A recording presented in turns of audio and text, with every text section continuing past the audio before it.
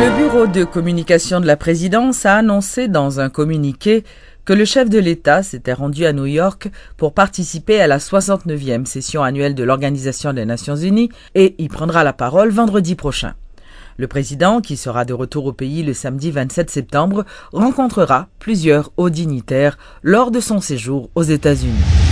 Le discours du président Martelly dans le cadre de la 69e session de l'Assemblée générale des Nations unies cette année aura comme toile de fond la reconstruction économique et sociale du pays à travers la stabilité politique.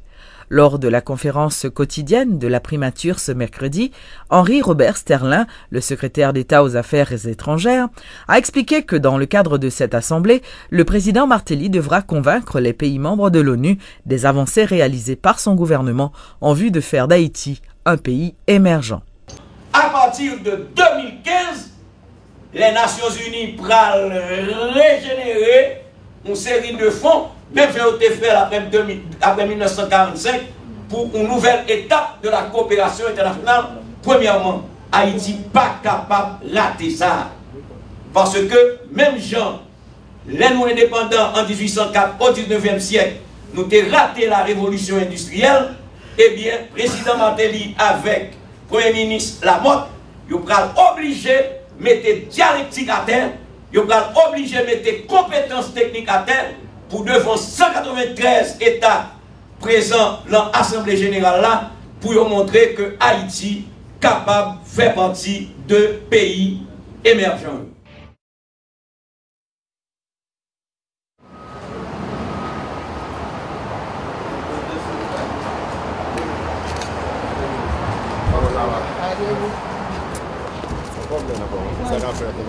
Le Premier ministre Lamotte, dans le cadre de sa tournée dans la ville de New York, a rencontré la presse en vue de faire un bilan de ses activités en marge de la 69e Assemblée générale des Nations unies. Le chef du gouvernement a rappelé les grandes lignes de la politique environnementale de l'administration du président Martelly, tout en évoquant les dangers que représente le réchauffement climatique pour les petits pays. Le Premier ministre Laurent Lamotte s'est entretenu, lui, mardi, avec le ministre canadien au développement international et de la francophonie, M. Christian Paradis, de la coopération entre les deux pays. Je suis rencontré avec le ministre Canada de coopération, M. Denis Paradis, côté que nous faisons une discussion large sur la coopération canadienne et moyens pour nous renforcer pour que la coopération canadienne elle-même soit plus fluide et aller directement au gouvernement. Donc, ils ont intéressé à investir à travers le secteur privé canadien pour faire de gros projets de développement en Haïti. Mais la bonne nouvelle, c'est que le Canada lui-même il paraît pour qu'il continue la coopération avec Haïti. Donc, on est que il y a quelques années, il y a un processus de révision de ça. Qu'on est là, le Canada, dans les prochains jours, dans les prochaines semaines, il dit que va reprendre la coopération avec le pays d'Haïti. Donc, nous-mêmes, nous disons que nous gagnons. Et il y a une coopération avec la police nationale d'Haïti, montrer le progrès qui fait avec la police nationale, là, montrer le progrès qui fait dans la question de criminalité qui baisse et dans la question de kidnapping qui baisse. Nous avons besoin de plus de commissariat, nous avons besoin de renforcer le personnel policier et la police. Nous avons besoin d'arriver à 15 000 policiers en effectif total. Donc tout ça va être fait avec moyens.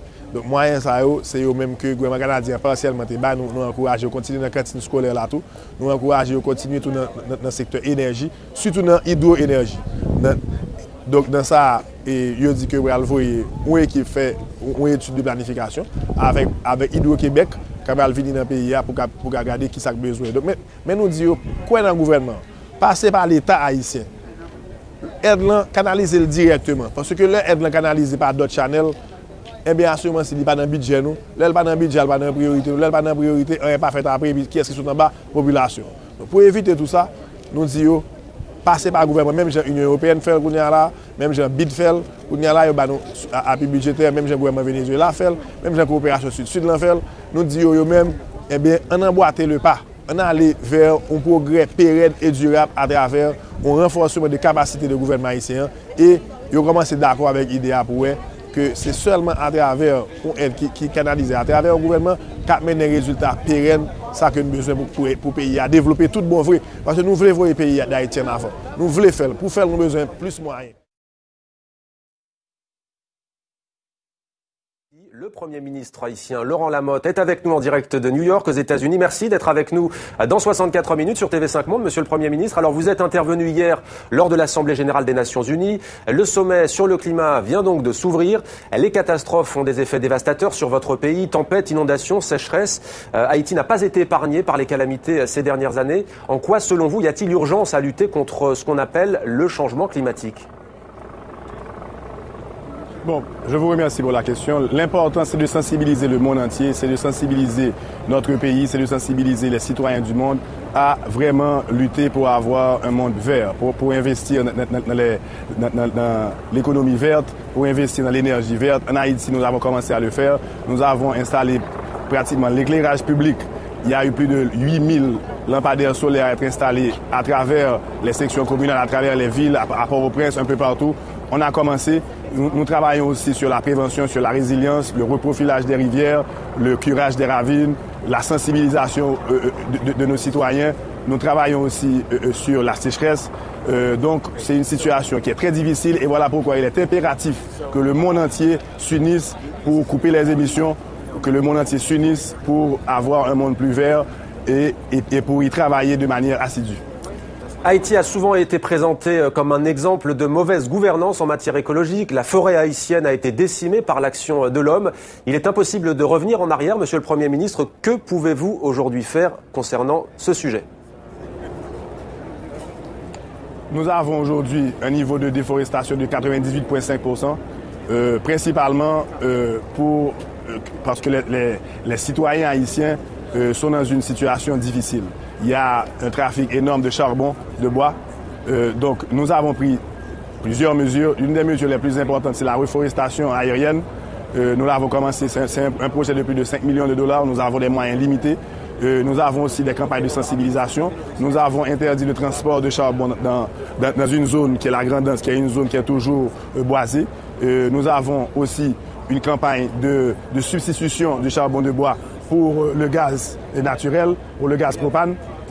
Donc effectivement, dans le passé, il y a eu de très mauvaises décisions à avoir été prises. Aujourd'hui, ceci est en train de changer. Nous avons un gouvernement démocratiquement élu, nous avons un pays qui avance et aussi nous sommes conscients du fait qu'il faut lutter contre ce phénomène de déboisement dans un pays où il est essentiel de planter et de continuer à planter. Donc cette campagne de reboisement a commencé. Nous avons des partenariats aussi avec Richard Branson, avec Mohamed Younous, avec la Fondation Clinton pour encourager le mouvement de reboisement et aussi pour donner une alternative à la population, une alternative qui consiste à utiliser le gaz naturel et des fours qui s'y adaptent.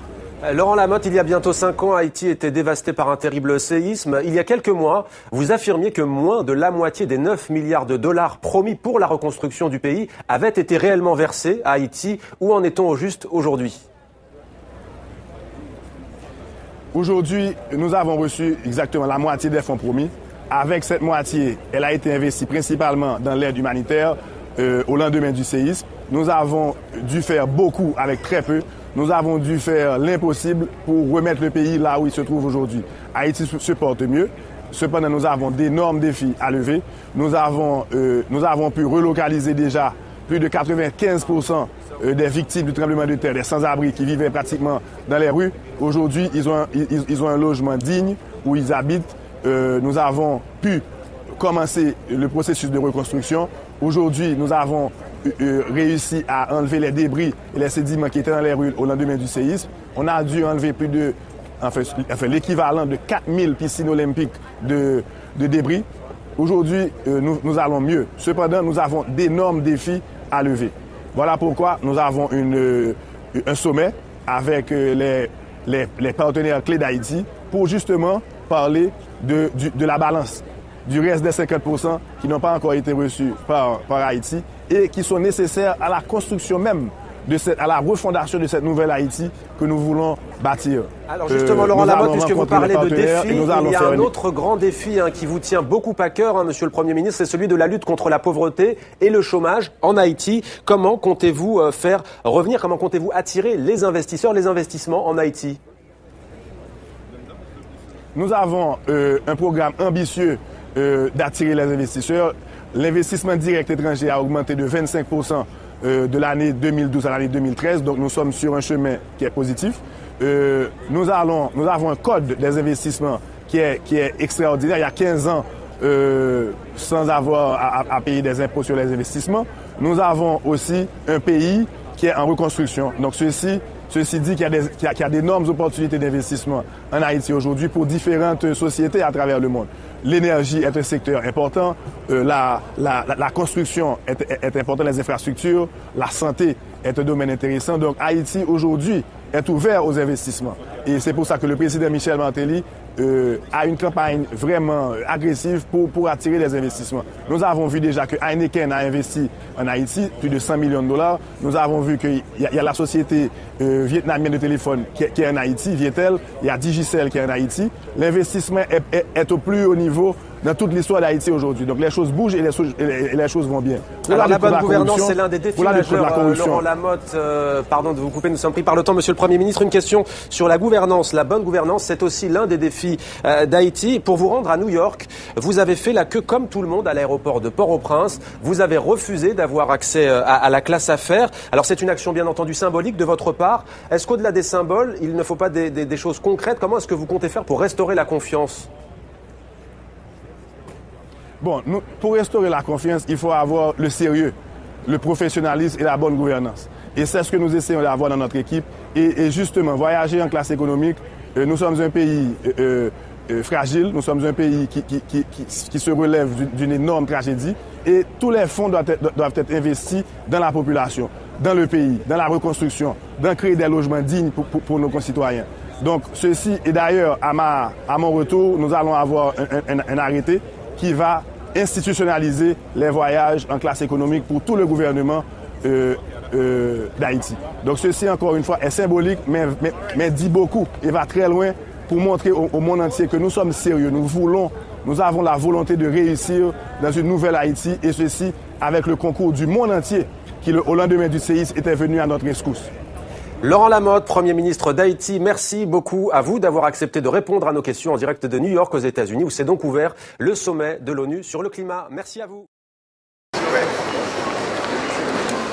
Bonsoir, ça va? Mesdames et messieurs, le président de la République, son excellence Michel Martelly, il fait criver dans l'aéroport JFK dans New York, côté que il vient participer dans la 69e Assemblée générale de l'Organisation des Nations Unies. Comme nous connaissons depuis 3 ans, Haïti reprend place dans le grand concert des nations.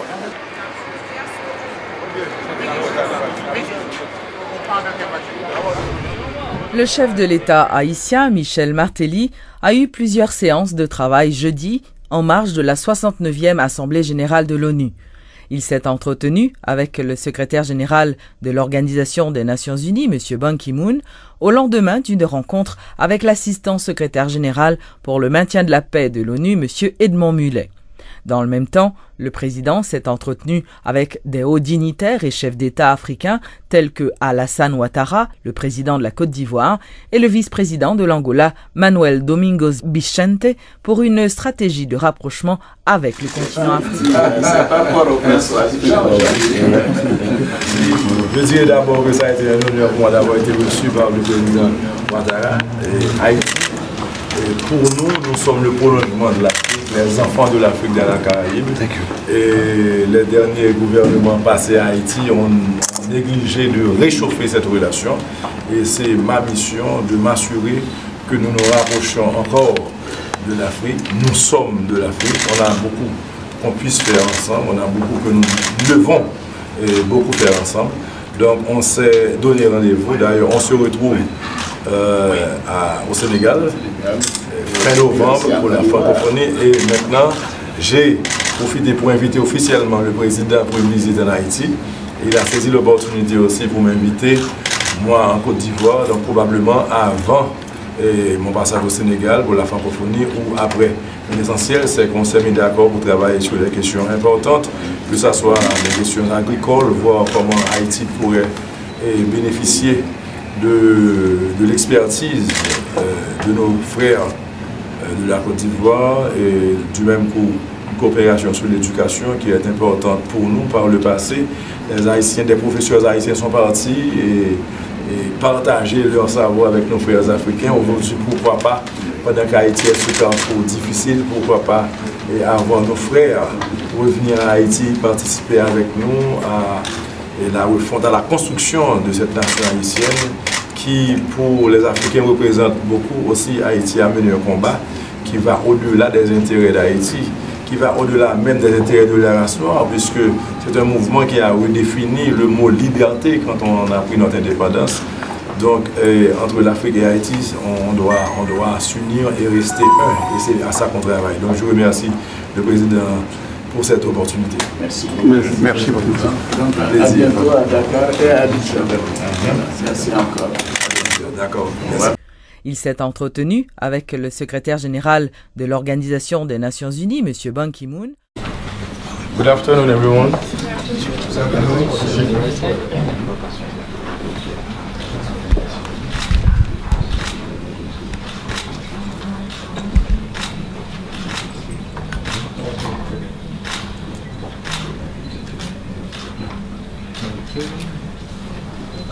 Many official photographers or unofficial photographers. Okay. Thank you, President.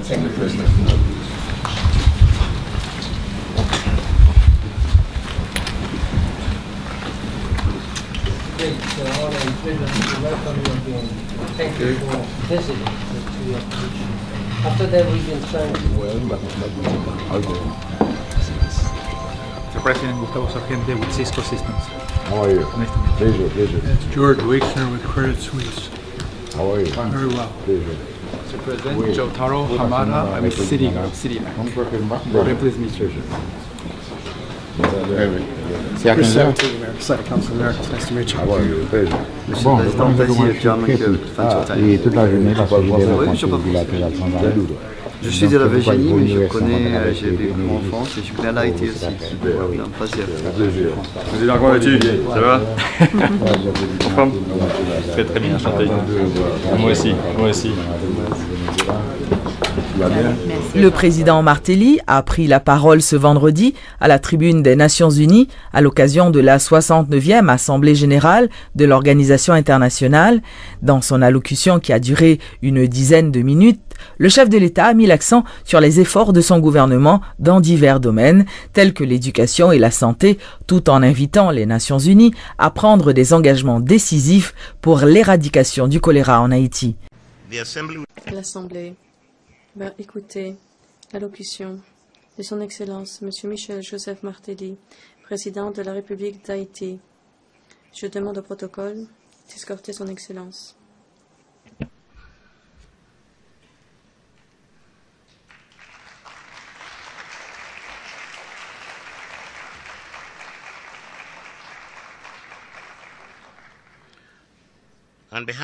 Au nom de l'Assemblée générale, j'ai l'honneur, Son Excellence, M. Michel Joseph Martelly, président de la République d'Haïti, et je l'invite à s'adresser à l'Assemblée.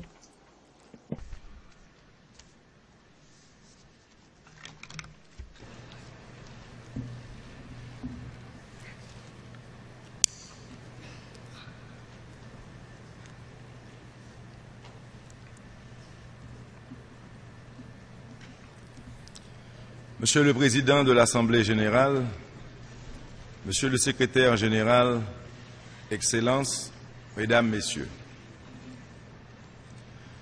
Depuis son adoption à San Francisco, la communauté internationale a fait de la Charte des Nations Unies un véritable acte de foi dans l'instauration de nouvel ordre international fondé sur les idéaux et des valeurs qui élèvent la dignité humaine, qui encouragent le développement durable et la solidarité entre les peuples. C'est pour moi un honneur de prendre la parole par devant cette prestigieuse assemblée, appelée depuis bientôt 70 ans à se pencher sur des questions essentielles relatives à la justice, à la paix universelle et à la sécurité.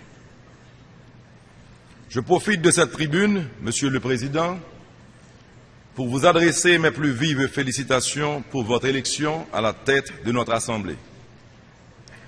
Votre expérience éprouvée des questions internationales et du système des Nations Unies est un gage de succès des travaux de cette 69e session de l'Assemblée générale. Soyez assurés de l'entière collaboration de la délégation haïtienne. Je salue l'action remarquable du secrétaire général, M. Ban Ki-moon. Je lui rends un hommage particulier pour son courage et son engagement dans la défense de la paix à travers le monde. Alors que les crises humanitaires, les conflits entre États menacent la stabilité et la sécurité des peuples, son leadership a démontré une fois de plus qu'il y a toujours moyen de résoudre nos différends à travers le dialogue, la compréhension et le respect mutuel. C'est à ce compte que j'encourage les Nations Unies à continuer à appuyer les bonnes relations entretenues entre les parties des deux rives du détroit de Taïwan et les approches pacifiques et constructives visant à établir une paix durable en Asie de l'Est et en mer de Chine orientale. Nous, dans la Caraïbe, avions choisi d'emprunter la voie du dialogue avec notre voisin de l'Est pour le bien de nos deux peuples et afin de préserver la paix dans la région. Nous croyons en la vertu du dialogue. Nous sommes convaincus qu'il est nécessaire de toujours s'engager dans la voie de la négociation et des discussions productives. Nous avons accepté volontiers de nous mettre à la table des négociations avec nos amis de la République dominicaine pour poser les vrais problèmes d'intérêt commun au bénéfice de nos deux peuples et résoudre les malentendus vieux d'un demi-siècle. Nous nous réjouissons qu'un certain nombre d'accords aient pu être trouvés sur des questions qui ne se sont pas toujours révélées faciles à résoudre. Nous espérons pouvoir continuer sur cette lancée pour une meilleure compréhension entre les deux États se partageant la même île. Monsieur le Président, malgré un parcours difficile, 70 ans plus tard, force est de constater que ce projet commun que constituent les Nations Unies n'a rien perdu de son actualité et de sa pertinence. À l'heure où des foyers de tensions internationales persistent, les forces éclairées de notre planète doivent s'unir pour préserver la paix, la démocratie, la stabilité, les droits humains et le développement. Dans ce contexte, en fonction des nouvelles réalités de ce siècle, Haïti plaide fortement pour des avancées concrètes dans les négociations pour la réforme des Nations Unies, particulièrement en ce qui a trait à l'élargissement du Conseil de sécurité à de nouveaux membres permanents. L'exemple d'inclusion doit commencer là où le droit de participation constitue un droit fondamental exprimé à travers la Charte des Nations Unies. Notre voix compte. Notre leadership en tant que responsable doit s'exprimer à travers des actes concrets et tangibles lorsque la paix, la salubrité de notre environnement, la santé de nos peuples sont menacés. En ce sens, je tiens à rendre un vibrant hommage à nos frères cubains, parmi d'autres peuples du monde, qui ont apporté leur soutien aux pays africains touchés par l'Ebola.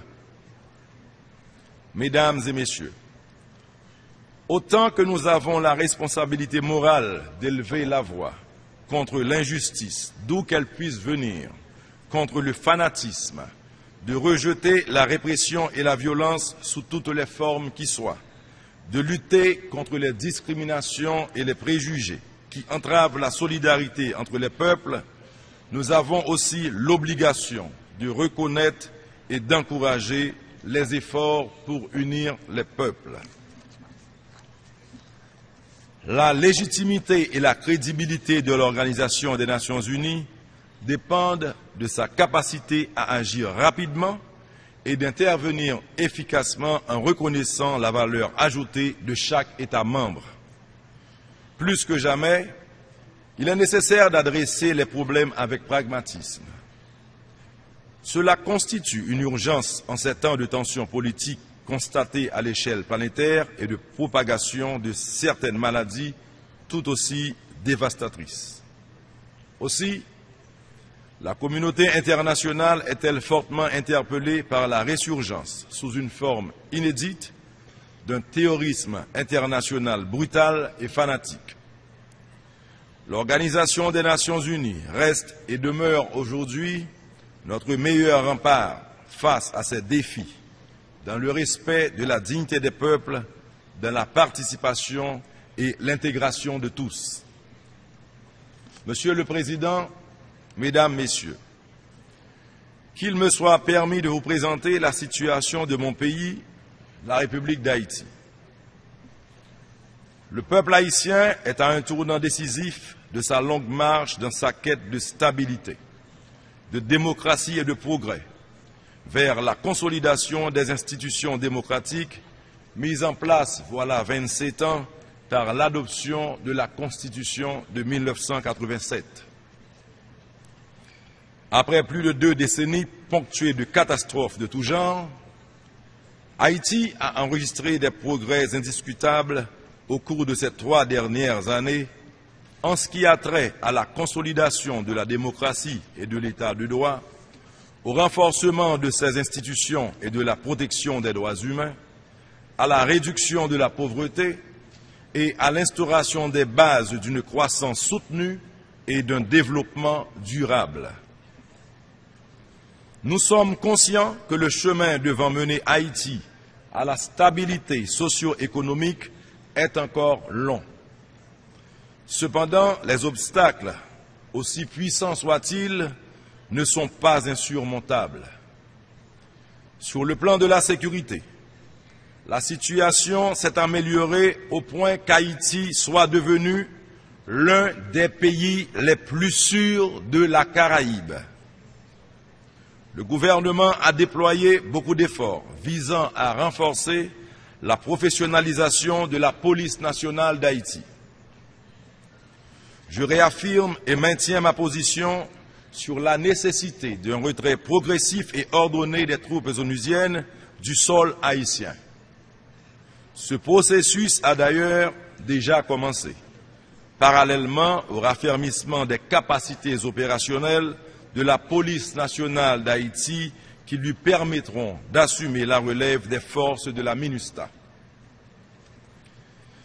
J'en profite pour adresser un plaidoyer en faveur d'une meilleure coordination des actions des agences des Nations Unies avec les institutions nationales et en prenant compte des besoins réels du pays. Sur le plan éducatif, 70% des élèves des 2 premiers cycles de l'école fondamentale bénéficient de la gratuité scolaire. Pour la première fois en Haïti, 5% du PIB est dédié à l'éducation. Aujourd'hui, le taux net de scolarisation a augmenté significativement. Nous travaillons ardemment pour accéder aux objectifs du millénaire pour le développement fixés à 100% en cette matière, comme vous le savez tous. Dans le domaine de la santé, nous avons multiplié les efforts afin de réduire l'incidence des maladies comme le sida, la malaria et les maladies à transmission vectorielle. L'augmentation significative des centres de santé à travers le pays a facilité l'accès aux soins et a permis la réduction de la mortalité materno-infantile. La mortalité maternelle est passée de 350 pour 100 000 naissances à 157 pour 100 000. À travers notre ministère de la Santé, nous avons pu construire et réhabiliter plus de 200 infrastructures sanitaires.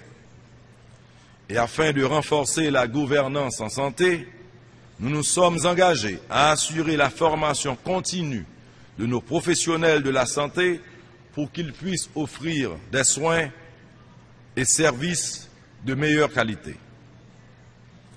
S'agissant du choléra, tout en assumant notre devoir envers nos compatriotes, la République d'Haïti préconise un engagement décisif de l'Organisation des Nations Unies pour contribuer au plan national de l'éradication du choléra.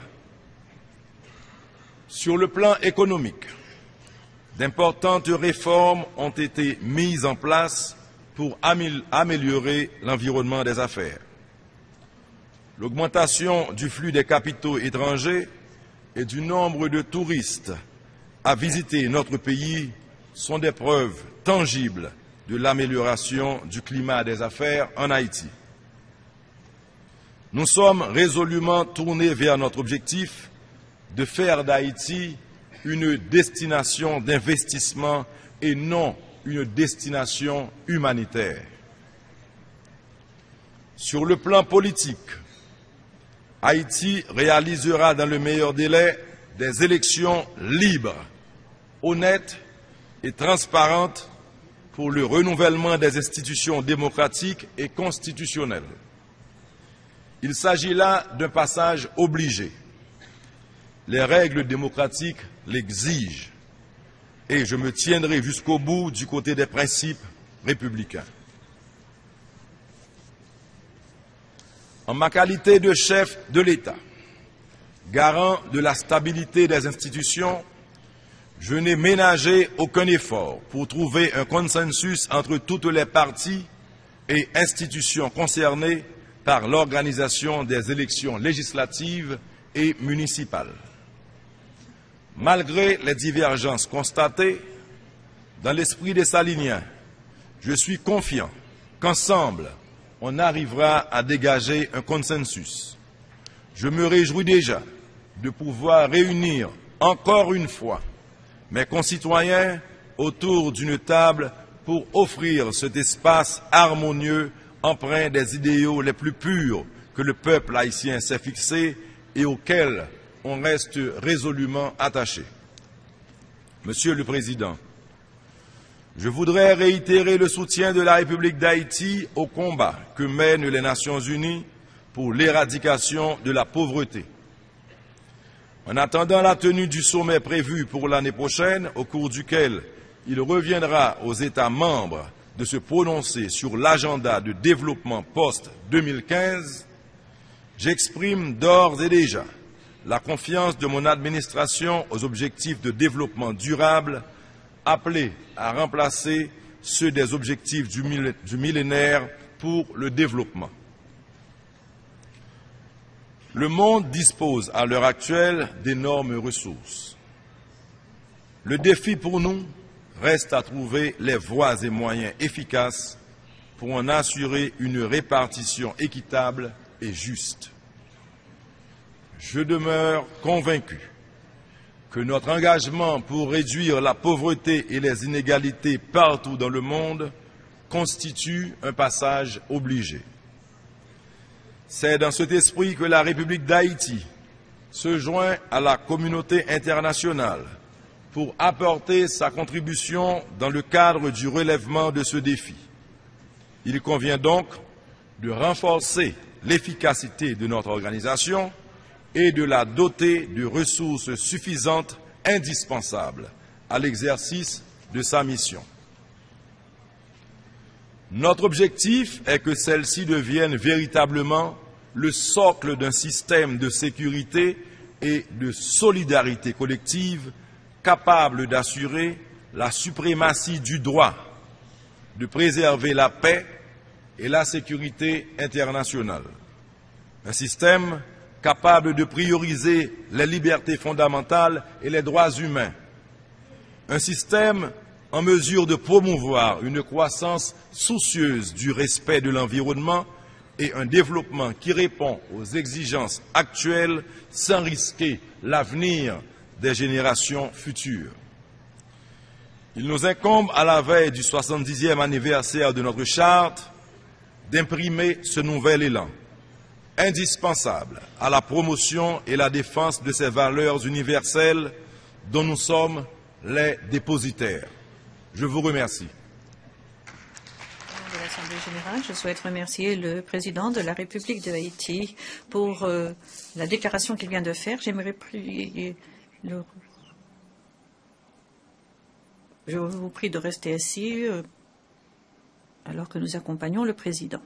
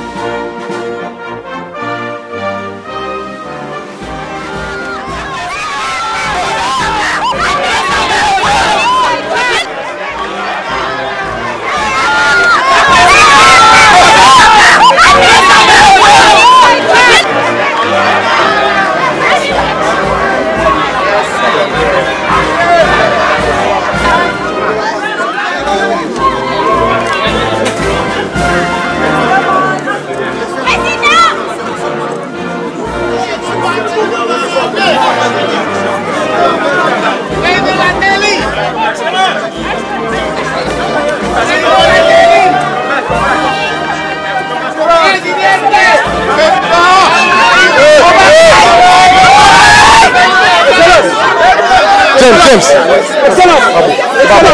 mettez-moi le nom, c'est là.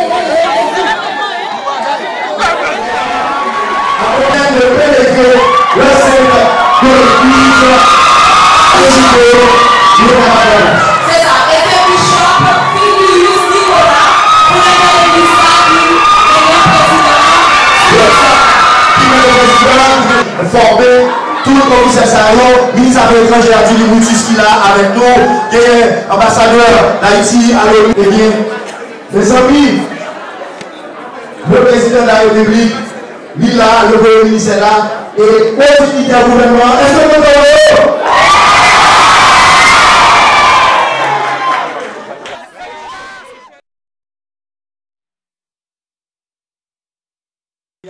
C'est pas terre. Pour le pays, c'est pas building. Pour le pays, c'est pas route. Pour le pays, c'est nous-mêmes. Nous disons qu'un pays ne vaut que par son peuple. Si le peuple a djam, pays a djam. L'on est petit pays dans la rue, a suivi la machine. Demain pays dans la rue, a venu pays dans la rue. Donc je dis, je dis merci parce que le programme ça, il vit nos réalités. Attention, nous ne pouvons pas avoir un résultat, mais elle vit nos réalités. Parce que nous avons 1,7 million. 1 750 000 petits monde qui parlent l'école gratis, je dis que l'État paye. L'État paye. Mais par contre, dis-nous que ça fait 2 ans que le programme a commencé. Je dis à concept l'école gratis, ça est dans la tête tout haïtien. Diaspora, on est là, elle paye pour lui. Mais il faut admettre tout. Que jusqu'à présent, qualité éducation, il va bon. Ça veut dire que nous allons à l'école, mais nous ne pouvons pas faire ça. Qui fait que l'année, ça, nous venons avec des mesures pour que nous attaquons qualité éducation. Ça, une mesure, pas que l'école pour commercer encore, son l'école, pas que permis de l'éducation nationale ou pas fonctionner. Je dis, une mesure, c'est que pas que professeur qui garantit paraître la gestion de job qui est professeur. Il faut qualifier pour qu'un professeur, sinon, si on n'a pas permis, pas qu'un professeur. Donc, je dis à part de voyer ti moun dans l'école gratis là, nous commençons à mettre des bagailles dans la tête ti moun yo. Mais bagaille qui te ka décourager en haïtien aujourd'hui, c'est que même le n'a fait ça. Réponse là c'est pas pour demain matin non? Parce que le rapport ti moun 5 ans l'école, 6 ans, 7 ans, 8 ans l'école. Résultat c'est pas pour année prochaine non? Résultat est pour 20 ans, 25 ans. 25 ans, yes. Mais si nous sommes moun sérieux, il faut investir. Il faut investir pour dans 25 ans pour dans le pays. C'est ça. Parce que son bail qui nous fait depuis longtemps pas de fête. Comme nous pas venir pour jouer qui était là en vent, pas de foin, la garde devant. C'est ça. D'ailleurs, c'est parce qu'il n'y a pas de fête qui fait nous vendre bagaille pour nous faire. Yes!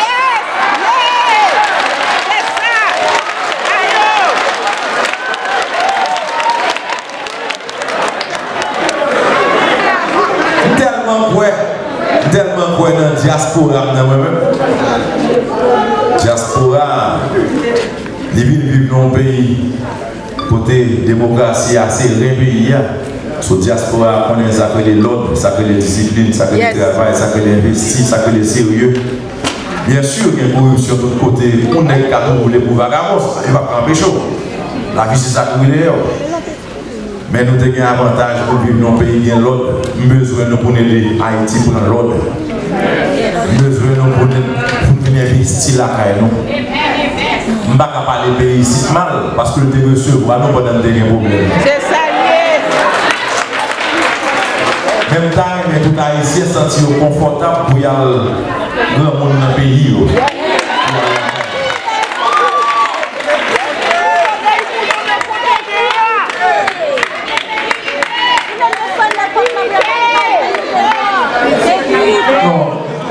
Bon fait technique là. Ça quand tu dis Timounio, ça ne m'a pas fait là.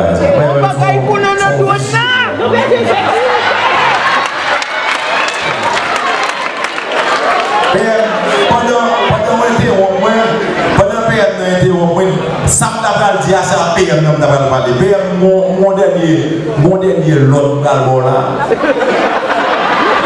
Bon, PM vous fait plein de choses. On nous va parler de l'élection, on fait qui va le faire. On peut même besoin d'enfants madame fini. Enfant madame fini. Pour diaspora voter.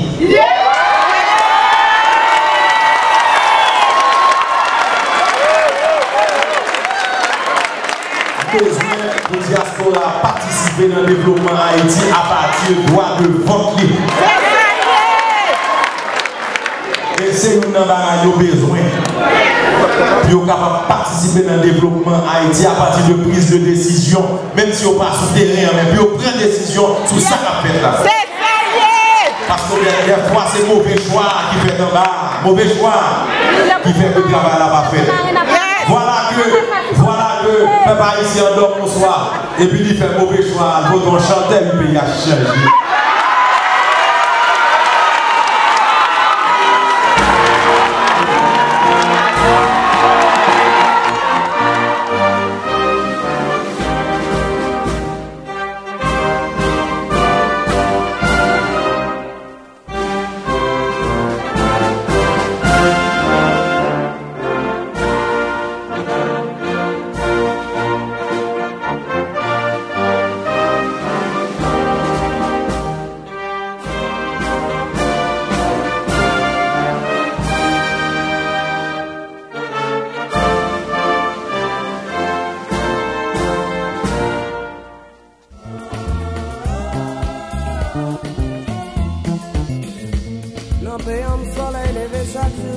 C'est un compte dans le paradis, pour Jean belle fleur dans mon blayi, donc tout le monde qui vive là-dedans, il te gagne chance pour le décorer, à pied coco et vol en mer, belle fleur poussée dans chaque saison, qui empêche fatiguité.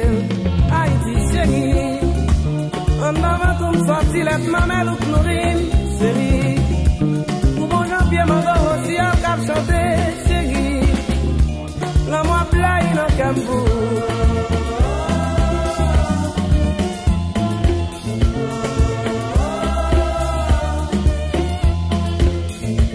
Longtemps, l'aime des petits, à tout petits amis m'a parti, m'a cherché si mais la campagne.